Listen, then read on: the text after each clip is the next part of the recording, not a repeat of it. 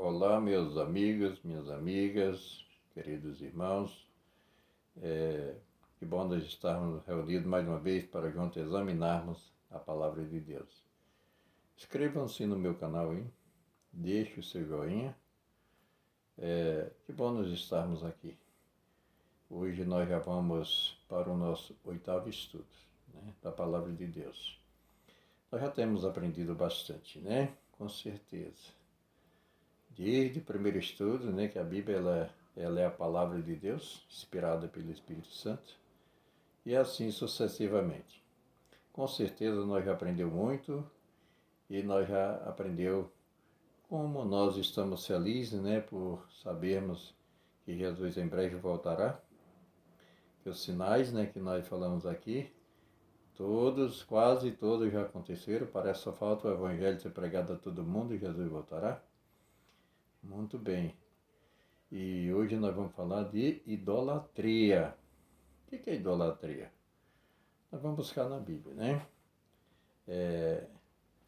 Antes de ir à Bíblia, nós vamos falar com o Papai do Céu.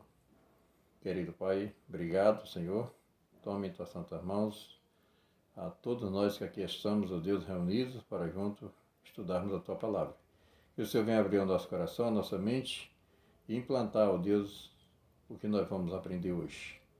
Perdoa o nosso pecado, nós te pedimos em nome de Jesus. Amém. O que é ídolo? O que é ídolo? Ídolo é uma figura, uma imagem de uma divindade. Mas o que é idolatria? É você prestar culto a esse ídolo, ou essa imagem. Tá? Chama-se idolatria. No livro de Atos, no capítulo 15, versículo 20, né? No capítulo 15, o verso 20, diz assim: de que deve o cristão se abster? De que nós devemos se separar, irmão? Atos capítulo 15, versículo 20. Olha aqui o que nos diz aqui em Atos 15, versículo 20. Mas escreve-lhes que se abstenha da contaminação dos ídolos, bem como da relação sexual ilícita, da carne de animais sufocados e do sangue. Então, de que o cristão deve se abster, separar? Então, da contaminação dos ídolos, de comer carne de animais que morreu sufocado, do sangue e da prostituição, tá? Relações sexuais ilícitas, quer dizer, fora do casamento. Então, essas coisas o cristão não deve praticar, tá bom? Mas nós vamos no livro de Êxodo, o segundo livro da Bíblia, né? Livro de Êxodo, no capítulo 20.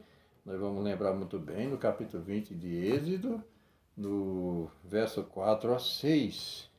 Nós vamos ler aqui o segundo mandamento da lei de Deus. Né? Nós lemos a lei de Deus no passado, vocês lembram?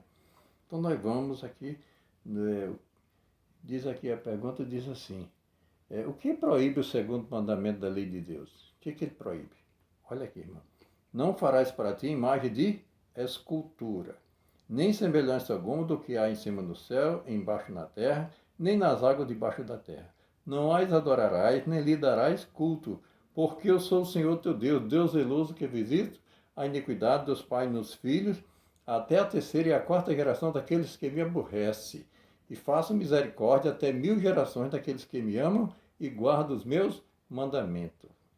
Que proíbe o segundo mandamento da lei de Deus: não farás para ti imagem de escultura, irmão, e nem adorar imagem de escultura. Porque Deus, irmão, é um Deus zeloso. Ele pediu no primeiro mandamento: não terás outros deuses diante de mim. Se nós se curvar, se nós prestar culto a uma imagem de escultura, irmão, de qualquer um objeto, de qualquer uma coisa que haja no céu, na terra ou debaixo das águas, nós estamos quebrando o primeiro mandamento. Então, irmão, nós não podemos se curvar nem adorar imagem de escultura. Esse é o segundo mandamento da lei de Deus, tá bom? Agora nós vamos para o Salmo. Salmo 115. Salmo 115. Salmo 115. Diz aqui a pergunta assim: por que proíbe Deus a adoração de ídolos, imagem de escultura? Por que Deus proíbe? Vamos ver por que Deus proíbe, irmão? Está no versículo, Salmo 115, verso 4 a 8. Salmo 115, versículo 4 a 8. Diz assim aí: prata, ouro são o ídolo deles, obra das mãos de homem. Tem boca, mas não fala, tem olhos, mas não vê, tem ouvido, mas não ouvem, tem nariz, não cheiram, suas mãos não apalpam, seus pés não andam, som nenhum lhe sai da garganta, tornam-se semelhante a eles os que fazem e quantos neles confiam. Tornam semelhante a eles os que confiam nesses ídolos. São de prata, são de ouro, são de madeira, de quadro. Irmãos, eles têm boca? Não falam. Tem nariz? Não cheira. Tem mão? Não apalpa. Tem pé? Não anda. Som nenhum lhe sai da garganta. Irmão, como nós vamos se prostrar diante de um ídolo? De uma imagem dessa? Por isso Deus proíbe, irmão. É um objeto feito por mão de homem. Nós vamos considerar isso na próxima pergunta, irmão. Está no livro de Isaías. Olha que loucura, né? Da pessoa que adora a imagem. Irmão, estou falando, se você já prostrou alguma vez diante de imagem de escultura, irmão, escuta bem. Olha o que diz aqui a Bíblia, a palavra de Deus. Pega a sua Bíblia aí, irmão. Pega a sua Bíblia, confere aí. Isaías no capítulo 44, verso 13 a 18. Isaías 44, verso 13 a 18. Olha aqui, irmão. O que nos diz Isaías 44, verso 13 a 18. No verso 13 diz assim: o artifício, quer dizer, o carpinteiro, ele estende o cordel, com o lápis esboça uma imagem, alisa com a plana, marca com o compasso e faz a semelhança de um homem. Veja só, a semelhança de um homem que passa a morar numa casa. Um homem corta para si cedros, toma um cipreste ou um carvalho, fazendo a escolha entre as aves do bosque, planta um pinheiro e a chuva o faz crescer. Tais aves servem para o homem para queimar com parte de sua madeira, aquenta-se e coze o pão. E também faz um Deus e se prostra diante dele. É uma imagem de escultura, né? Se ajoelha diante dela, metade queima no fogo e com ela coze a carne para comer, assa e farta-se. Também se aquenta e diz: já me aquentei, contemplo a luz, e então do resto faz um Deus, uma imagem de escultura, e se prostra diante dela e diz: tu és o meu Deus. Meus queridos, você já pensou o que é uma imagem de escultura? Quem é que faz a imagem? Homem, feita por mão de homem, irmão. Vai no pé de árvore lá, corta um pau, né? A metade daquela mesma árvore ele faz lenha, cozinha o pão, assa a carne, come, se aquieta no fogo e do resto faz uma imagem, depois se prostra diante dela e diz: tu és o meu Deus. Pronto. Que estupidez, né? Para nunca mais, né? Eu tenho certeza, nunca mais você vai se ajoelhar, né? Ou olhar para uma imagem, né? Se benzer, que nem muitos fazem, irmão, por falta de conhecimento. Deus não leva em conta o tempo da ignorância.